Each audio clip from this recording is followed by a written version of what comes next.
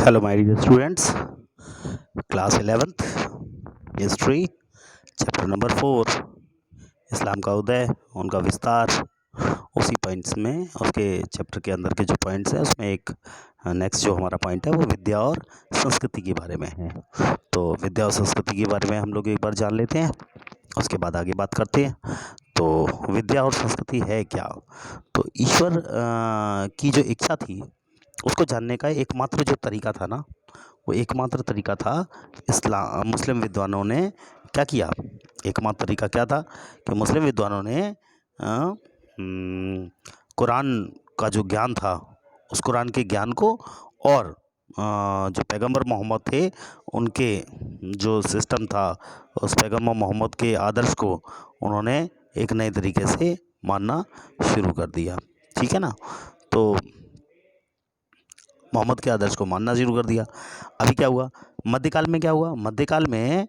जो उलेमा थे उन उलेमाओं ने अपने समय को अपने समय को कुरान पर टीका लिखने, है ना, और मोहम्मद की जो प्रामाणिक उक्तियाँ थी, यानी जो उन्होंने लिखा था उन उक्तियों और कार्यों को लेखबद्ध करने में लगाना शुरू कर दिया। तो ये उन्होंने समय खर्च करना इस पर शुरू कर दिया। ठीक है ना। तो इस तरीके से उन्होंने लेखबद्ध करना शुरू किया। लेखबद्ध करने का मतलब होता है उसे लिखना शुरू करना। ठीक है। तो ये काम किया। आगे क्या हुआ? उनका कानून होता है एक शरिया कानून, बहुत कठोर कानून होता है। मुसलमानों को निर्देशित करने वाला शरिया कानून भी लिखा गया। तो ये कानून लिखा गया। ठीक है ना। और क्या हुआ?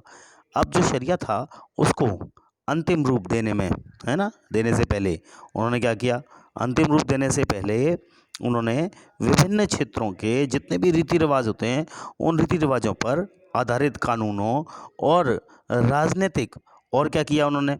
राजनीतिक तथा सामाजिक जो व्यवस्था थी उसके बारे में उन्होंने राज्य, ठीक है ना, के जो कानून होते हैं उनको ध्यान में रखते हुए उन्होंने क्या किया? उसको समायोजित किया। तो इसका मतलब क्या है कि शरिया को अंतिम रूप देने से पहले, यानी शरिया को जब अंतिम रूप दिया ना, उससे पहले उन्होंने क्या किया? उन्होंने विभिन्न क्षेत्रों के जो रीति रिवाज थे उन पर आधारित कानूनों और राजनीतिक तथा सामाजिक व्यवस्था के बारे में राज्य के कानूनों को ध्यान में रखते हुए समायोजित करना शुरू किया। समायोजित करने का मतलब उसे सही तरीके से लिखना शुरू किया। ठीक है ना। नेक्स्ट पॉइंट क्या है? जो सूफी लोग थे वो रहस्यवाद के जरिए क्या करना चाहते थे? अधिक वो रहस्यवाद के जरिए खुदा को बताते थे कि वो अधिक गहरा और अधिक वैयक्तिक ज्ञान प्राप्त करना चाहते थे रहस्यवाद के जरिए, है ना। तो इस तरीके से उनका ये रखा गया। तो सूफी लोग रहस्यवाद के जरिए ज़्यादा गहरा ज्ञान प्राप्त करना चाहते थे, ये बात निकल कर आती है। और क्या था? समाज भौतिक सुखों की ओर लालायित होता है। समाज क्या होता है? हमेशा भौतिक सुखों की ओर। ठीक है ना। ये लास्ट पॉइंट है, आप देख रहे होंगे। समाज क्या होता है? भौतिक सुखों की ओर लालायित होता है। भौतिक सुख समझते हैं ना? अरे कूलर होना चाहिए, टीवी होना चाहिए, फ्रिज होना चाहिए, घर में एसी भी होना चाहिए। तो ये है भौतिक सुख, इनको हम भौतिक सुख का नाम देते हैं। तो ये है भौतिक सुख। समझ रहे हैं ना आप सब लोग? हाँ। तो ये चीज़ें आ जाती हैं, तो इस तरीके के भौतिक सुख आ जाते हैं। तो ये चीज़ें हैं। और लास्ट पॉइंट क्या था? वो कहते थे सूफ़ी जो है उतना ही संसार को त्याग करना चाहते थे जितना ज़रूरी था। तो त्याग कर देते थे, उसका भी त्याग करने का उन्होंने वचन लिया और कहीं ना कहीं उसको भी त्याग करने की कोशिश करते रहते थे। ठीक है। तो नेक्स्ट का पॉइंट पढ़ते हैं हम। 8वीं शताब्दी में और 9वीं शताब्दी में क्या हुआ, है ना। 8वीं शताब्दी में और 9वीं शताब्दी में क्या हुआ?